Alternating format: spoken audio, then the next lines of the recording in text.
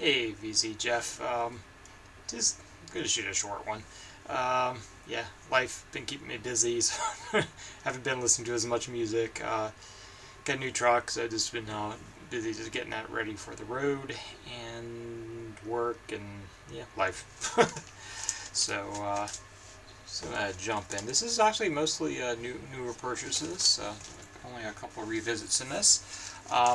Like I said, been busy, so I haven't done a lot of revisits. Uh, this is Anita Lane from. She got started with like I think Birthday Party and Nick Cave's Bad Seeds. So I think a lot more famous in Australia. Um, so this is a reissue. I think European. So I was able to get this. I saw a price drop on Amazon, so I picked it up. Um, I've been wanting her first album, but it's only available on CD, and they kind of go for a little crazy prices for CDs. I'm hoping they'll do a vinyl issue of it. But yeah, this one, so singer songwriter, but runs a little bit more in the this particular album especially runs a little bit more in the kind of that this is 90s like electronic singer songwriter I guess so it has a little more of a pop edge to it, but it's still really good. So yeah, not it's a little bit uneven, I will say, but it's I'm trying to remember. Oh, anyway, I don't know, but yeah, it's worth checking out at the very least. Um, Hoping they'll reissue the first album at some point. On Final Richie's recommendation, I actually found an expensive sealed copy of this before it started getting crazy hot, so I ordered it off Discogs. This was Steve Shelley, not Steve Shelley, Bob Burt from early Sonic Youth. And then, yeah, of course, yeah, after this, he was involved with like some of Lydia Lunch's stuff and so on. So, yeah, noise rock by way of no wave. Little bit more accessible than a lot of no wave, but it's pretty solid. Um, on this one, I don't know if I go quite 4.5. I'd be around at 4.25, but yeah, definitely going to get a lot more listens before I make my final judgment. But early 90s on that again. A lot of 90s stuff in this. Yeah, this was a revisit. I picked this up when I was down in Richmond last. Local Richmond band. Single-sided etched vinyl that kind of reproduces this imagery. It's a pretty straight ahead hardcore. Very, it's good. It's just not breaking any new ground or anything. So it's kind of in between like your Gore, Death Piggy, and then your Avail. Yeah, it falls somewhere in there. It's from Richmond. It has that kind of sound to it. If you're familiar, this finally shipped a couple weeks ago. I pre-ordered this like ages ago, like back in May. I don't know. It came in last month. Um, but yeah, I had to kind of hound them a bit. So this is the silver vinyl version. This Sean actually got his way before me, even though he ordered it like a month later. This is Squirrel, Squrl. They had done they're most famous for doing the soundtrack to Only Lovers Left Alive, that vampire movie. Um, so it has kind of a like ambient drone thing going on some of it, and it gets a little more I don't know if I call it singer-songwritery, but it's kind of in that wheelhouse. But yeah, the more I listen to it, actually, the first track is like really really good. You can stream it on Bandcamp. After the first track, gets a little uneven, but it's still a pretty good album. So I almost canceled it, but I'm kind of glad I didn't. I have been enjoying that. Um, I got in on that free record deal. I got a couple PJ Harvey albums. So this is the Peel Sessions. I'd probably only be about a 4 on this guy. Kind of going back and forth. I don't like after like the mid '90s. Like I guess she starts mid to late line, yeah, maybe to about 2000-ish. To there, I think all their albums are really solid. Even after, they're pretty solid, but I don't think they're as good.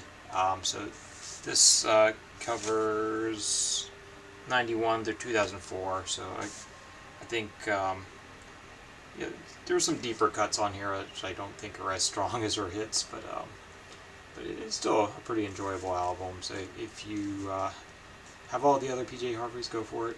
But I'm a big demo series fan at this point, so maybe I'll keep buying those. I wish I'd got more of the free ones. I didn't think they were going to ship more than one, but they did. Yeah, this was one of a couple of revisits, and I got a bunch of new CDs. Gregkin Conspiracy Band, or Gregkin Band, I guess, Conspiracy. So this is the one that's got Jeopardy on it, and I think there was one other hit on here. Shoot. What's that? Oh, Fall to Pieces cover was pretty good on here. But yeah, pretty solid power pop, at least a 4. Very enjoyable listen. I was considering purging that one, but it's staying. Another one I was considering purging, but I think it's going to stay. Jennifer Warnes, singer-songwriter. Looks like an 80s cover, but this is actually mid-70s. Kind of rocking the Laura Bobart look there before Laura Bobart was born, I'm sure. This is the one that's got, what was it called? Right Time of the Night on it. Yeah. I don't know. I probably wouldn't go out of my way to get any of her other albums unless I saw like a best of it, maybe. This one, ordered from Japan a while back, finally arrived. Jagatara, this is like a best of comp. I kind of regret not just getting their first album. The first album's really good, first few albums really. They kind of start petering off like halfway through their discography, in my opinion. But you can't go wrong with the early stuff. So early post-punk, they remind me a lot of they're like a Japanese a certain ratio, I guess. They have like a lot of funk thing going on there. So I do highly recommend their earlier stuff. The comp, I don't know. I should have paid. It was kind of like going back and forth. Like, do I order the reissue of the first album or do I get the best of? I went with the best of, and I really should have just gotten the reissue of the first. So uneven, so I'd be a 3.5 on the comp, but their first album's really good if you can find it. Taking at comps, Universal Order of Armageddon. This is a comp of all their 7 inches, DC hardcore, kind of early, pretty early example of emo, but is a bit harder edged, little more. I don't know if I go experimental, but yeah. They definitely had a sound. Got to see these guys a couple times at least. They were kind of regulars of the all ages shows. This is on Kill Rock Stars, out of print, but I'm sure you can still find them. This is Hive Mind. I forget the title, but excellent drone. So this was from Sean, who promptly forgot he sent it to me. So thank you, Sean. 4.5 on this one, a really good Hive Mind. I actually like this better than the other Hive Mind you sent me. He also sent me Rectal Necrosis, backed with Grave Hammer. Yeah, definitely. Yeah, that's probably very unsafe for work there. Yeah. I was expecting to be a lot more harsh than it was. It's pretty harsh. Noise. But I did kind of drone noise, more in the noise end of things. It was a little more musical than I was expecting, but I did enjoy it. I will listen to it again at some point. And then this last one is I've shown this in the past. Neptunian Maximalism, Roadburn 2021.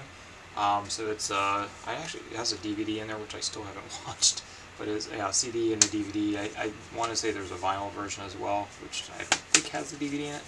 I'm sure you can still find these. Check out that one maybe. Yeah.